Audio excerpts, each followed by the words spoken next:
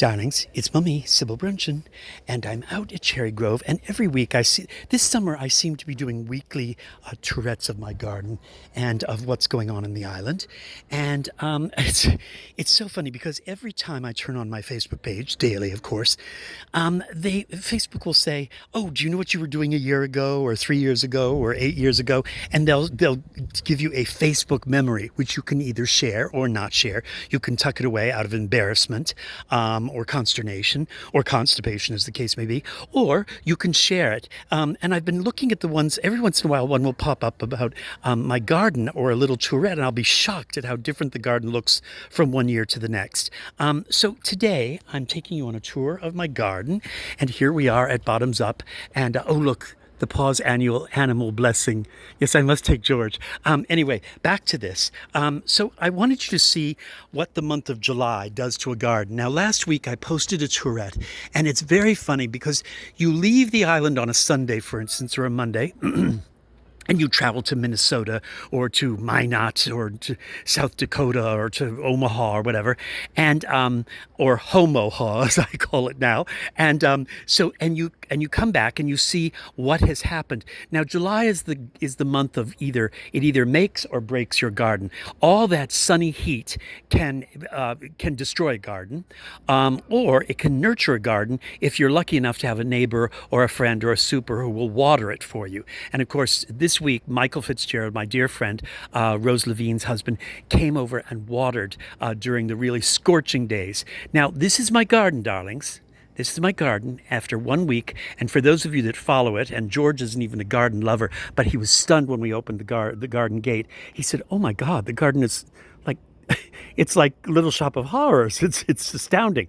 It is a little bit, but this is what my garden looks like undeadheaded. So I haven't groomed my garden. Now, normally as a person who suffers from vanity, I would have deadheaded the geraniums, I'd have pruned things, I'd have picked up leaves and stuff. But I want you to see how it looks in the morning, sort of the way Mummy looks when she tumbles out of bed and is still in her jammies. So you can see that there are geraniums that need, oh dear, geraniums that need to be deadheaded, and weeds and things. And so, oh, the beautiful, for those of you that are loving the creeping zinnia, you can see that the creeping zinnia needs to be trimmed back. I love how they say, oh, it doesn't need to be deadheaded. No, it doesn't need to be deadheaded if you don't want it to blossom anymore. But for those of you that have been watching those little creeping zinnias, they've stopped blooming.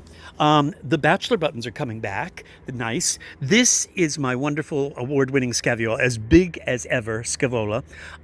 But it's getting leggy. So I'm going to trim this back. We still haven't seen, and I'm going to give you an aerial shot. Let's do a drone flyover, shall we? Here, we'll do a drone flyover.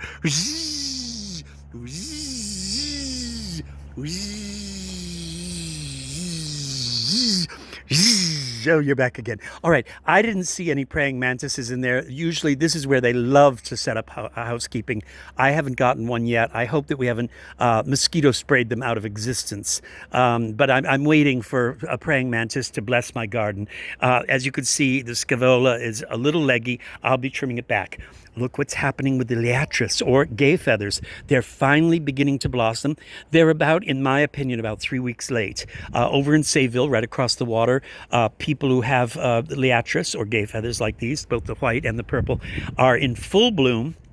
They're interesting. They don't bloom from the bottom up. They bloom from the top down. Fascinating, n'est-ce pas? Here's one over here. The lavenders are doing well, although they're going by. I wish you could come over and just brush their leaves and smell. They are wonderful. Ageratums, okay, not bad.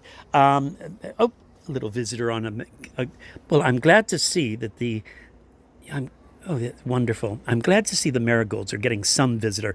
I can't get a bee or a butterfly to land on them. This is some sort of sullen moth.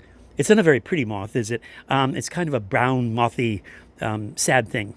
But I'm glad you're here. No, don't take offense. They get so sensitive. Let's pretend we're not talking about him. No, you're very pretty, and your brown coloring is quite flattering with that marigold yellow.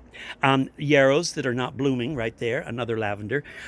Yes, I'm a big fan of fleabane. As you can see, I've let the fleabane dapple my garden with stars up above. We've got coleus here, heuchera, again, undead-headed geraniums, which is very sad.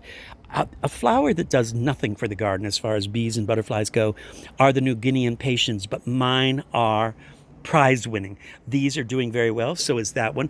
They do need to be deadheaded to keep them fresh, though, just like the geraniums. Oh, over here, Gazania, right there. Isn't Gazania a great drag name? And more fleabane. And of course, these Gazanias, look at them. How adorable. They don't even look real. This one needs to be deadheaded. More deadheading, yes. Scaevola over here doing well. That's an aster. My Veronicas are past their prime. They're starting to go, but still pretty. Facebook friends, what is this plant? I can't remember what I bought, but it comes back every year. It's very gardeny, wild gardeny looking, sort of wildflowery. I can't remember. More geraniums that need to be deadheaded. My lobelia is coming back, but again, they said it doesn't need to be deadheaded. It does. Lobelia blooms furiously, and then it stops. If you want it to keep blooming, get your scissors and cut it all the way back and water it thoroughly. Here's more lobelia over here and here, needing to be deadheaded, and because look how leggy it gets. And if you let it get really leggy, it just finally dies. I do not know what is eating my sage salvia plants. I have no idea what, but someone loves it, and there's no insects that are visible, but something's going on there. I still don't know what this is. I don't think it's coneflower. I can't remember what those pink daisy-ish things are, but they're back again. What's over here? More, of course, gay feather. And over here, oh, bee balm. The bee balm this year is not quite as thick as it's been other years, and it's not as tall, but it's back. It is a perennial. More fleabane. Vertical verbenas are those purple flowers. They're doing well. I'm deadheading them. I must do it. And of course, the champions. Now, here I haven't deadheaded them yet, but they are, I just love them. Balloon flowers. Why balloon flowers? Because look, they look like little hot air balloons. See? Right there. And then when your back is turned, they don't slowly open. They pop open.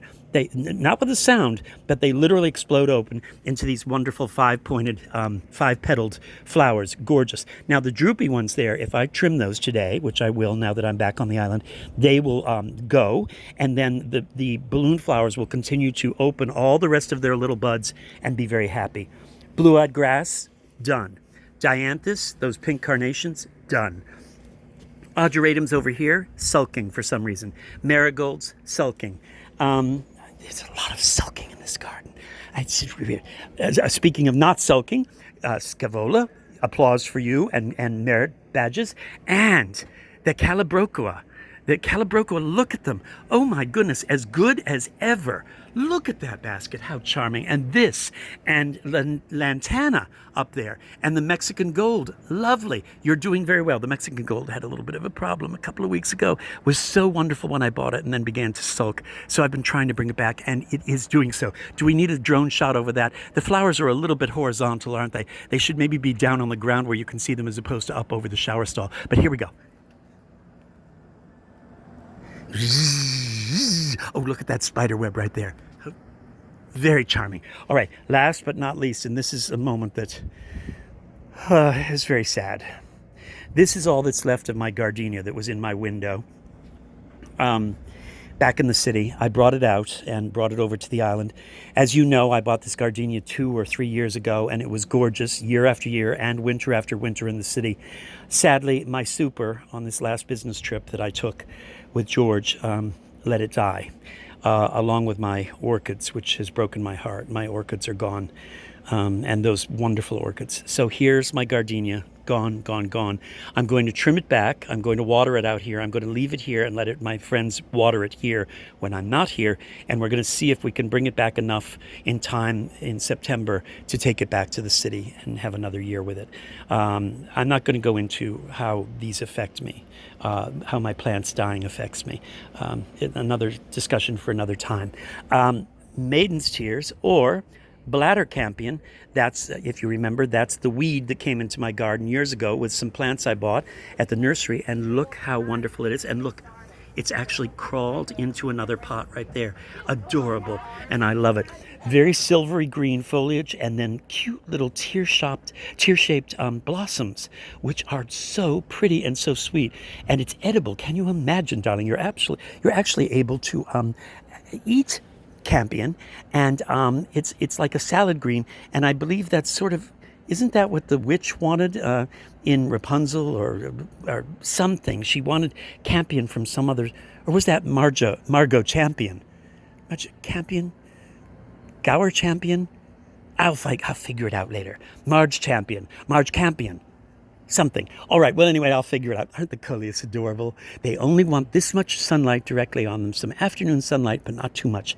And the heuchera are the same way. All right, so there you go, darling. That's the garden, the latest update, and good news, bad news. But isn't that a metaphor for life? Well, you know what I always say. Be present, be mindful, be grateful.